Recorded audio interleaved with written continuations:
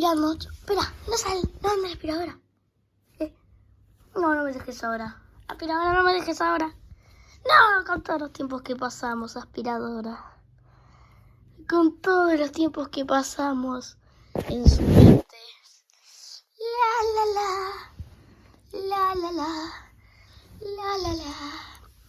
Ay, aspiradorita, cuánto te quiero.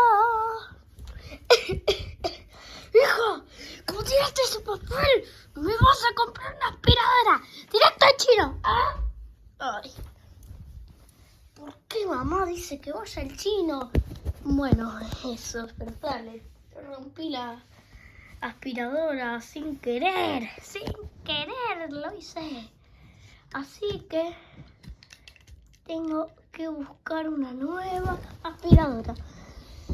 Ay, ay, ay. ¿Qué dice ese nombre? Aspiradora 3000.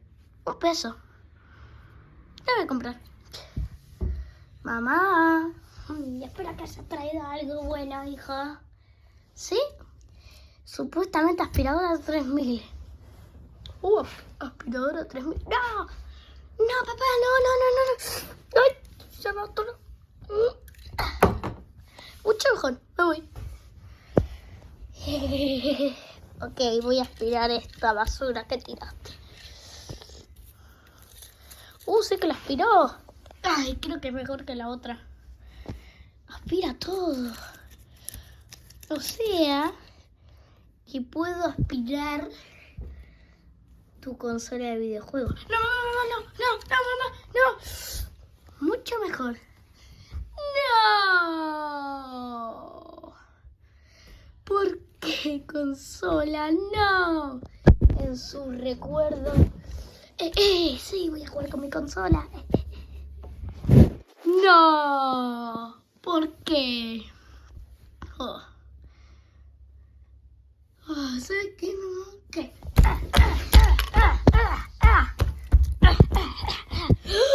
Me rompiste la nueva aspiradora. ¿Qué es esto? Toda rota. ¡Hija! ¿Qué? Estás 40.000 años sin jugar Free Fire.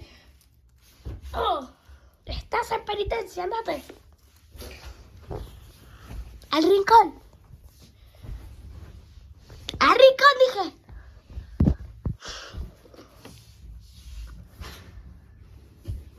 Y pasame la cosa.